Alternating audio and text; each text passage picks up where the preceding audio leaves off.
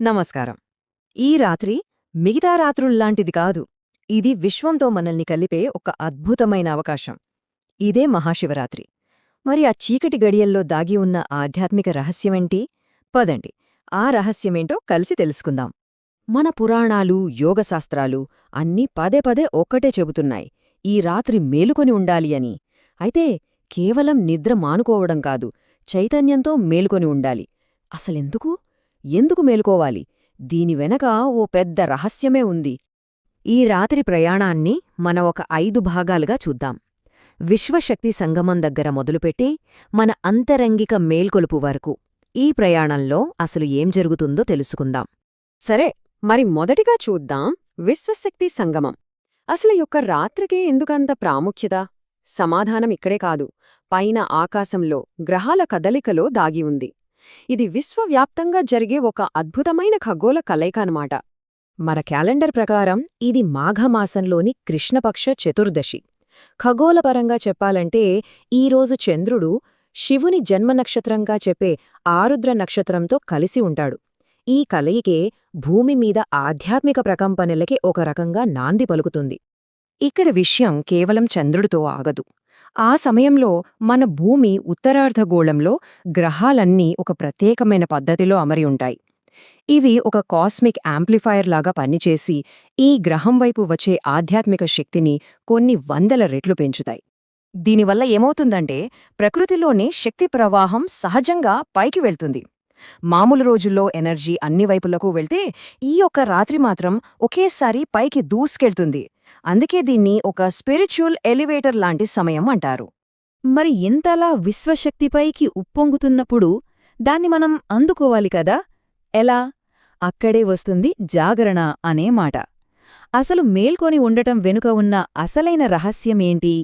జాగరణ అంటే చాలామంది అనుకున్నట్టు నిద్రపోకుండా ఉండటం మాత్రమే కాదు. దాని అసలు అర్థం చాలా లోతైనది. ప్రకృతిలో నిద్రపోతున్న శివశక్తిని మన సాధనతో మేల్కొల్పడం, మన చుట్టూ ఉన్న ప్రతి దాంట్లో శివుణ్ణి చూడగలగడం, అది అస్సలైన జాగరణ. ఈ జాగరణ శక్తికి ఒక మంచి ఉదాహరణ ఉంది. చిత్రభాను అనే ఒక వేటగాడి కథ. పాపం అతనికి తెలియదు అది శివరాత్రి అని. తెలియకుండానే ఆ రాత్రి జాగరణ చేశాడు. అనుకోకుండా బిల్వపత్రాలు లింగంపై వేశాడు.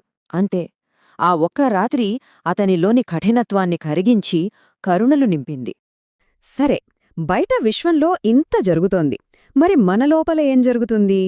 పిండాండంలోనే బ్రహ్మాండం అంటారు కదా, ఆ కాస్మిక్ ఎనర్జీ మన శరీరంపై ఎలా పనిచేస్తుందో ఇప్పుడు చూద్దాం. యోగా సైన్స్ ప్రకారం మన దేహం విశ్వానికి ఒక అద్దం లాంటిది. బయట ఏముందో అదంతా మనలోనూ సూక్ష్మరూపంలో ఉంది. అందుకే బయటి మార్పులు మనల్ని అంతలా ప్రభావితం చేస్తాయి.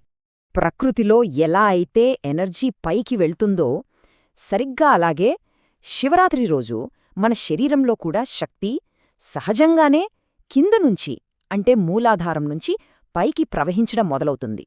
మన చైతన్యాన్ని పైకి తీసుకెళ్లడానికి ఇదొక సహజమైన లిఫ్ట్ అన్నమాట.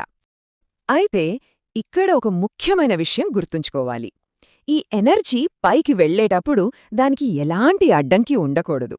అందుకే వెన్నెముకను నిఠారుగా ఉంచడం చాలా చాలా ముఖ్యం. కూర్చున్నా సరే, నిలబడినా సరే స్పైన్ స్ట్రేట్గా ఉంటే ఆ శక్తి ప్రవాహం సాఫీగా సాగిపోతుంది. సరే, ఈ సహజంగా పైకి వస్తున్న శక్తిని మనం తెలివిగా వాడుకోవాలి కదా. దానికోసమే మనవాళ్లు కొన్ని పద్ధతులు చెప్పారు.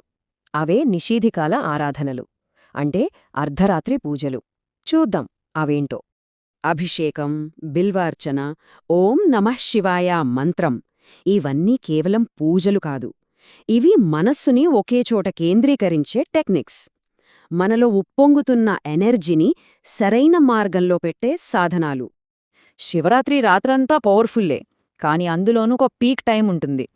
ఆ సమయాన్ని నిశితాకాలం అంటారు. అంటే మోస్ట్ పవర్ఫుల్ విండో అన్నమాట.